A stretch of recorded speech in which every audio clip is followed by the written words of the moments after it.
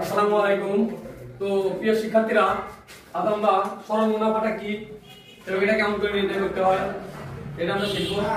তো সরল মুনাফা মানে হচ্ছে, ধরেন একজন ব্যক্তি ৫,০০০ টাকা ব্যাংকে জমা রাখলো।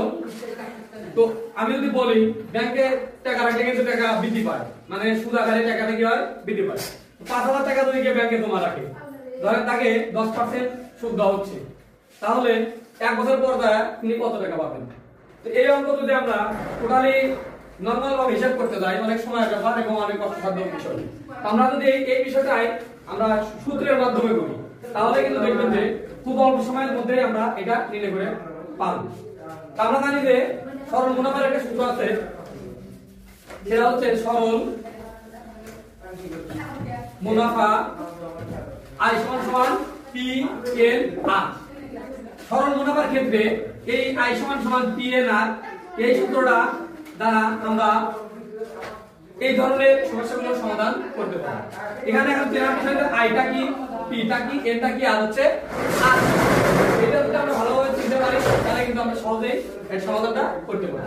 এখন দেখি আই সমান হচ্ছে মুনাফা। আই সমান মুনাফা মানে সে কত টাকা সুদ পাবে। এটা বলছিলাম ৫,০০০ টাকা ব্যাংকে জমা রাখছে, ৫,০০০ টাকা ব্যাংক কি করছে, জমা রাখছে। ৫,০০০ টাকায় কত টাকা সুদ পাবে সেটার মানে হচ্ছে আই, সেটার মানে হচ্ছে আই। এখন প্রশ্ন হচ্ছে পি কি? পিটা হচ্ছে আসল। পিটা হচ্ছে কি?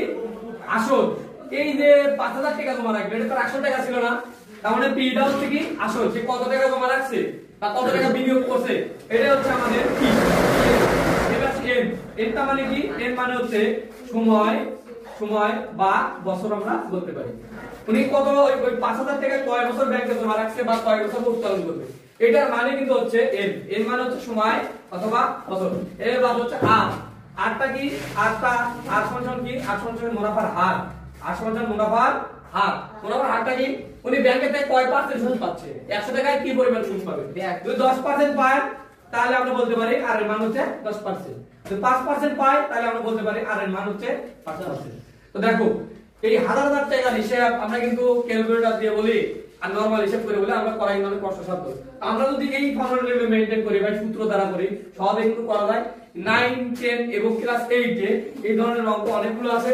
তো যারা এই ধরনের অঙ্কের সমাধান করতে পারো না, অবশ্যই সূত্রগুলো ভালোভাবে দেখো, জানো এবং কোনটার মান কি, কোনটা দ্বারা কি বোঝাচ্ছে এটা অবশ্যই জানা দরকার। এছাড়াও আরো কিছু সূত্র আছে, আমরা বিস্তারিত সামনে ক্লাসে দেখাবো ইনশাআল্লাহ। আজকে আমরা রেডি করি। ধন্যবাদ।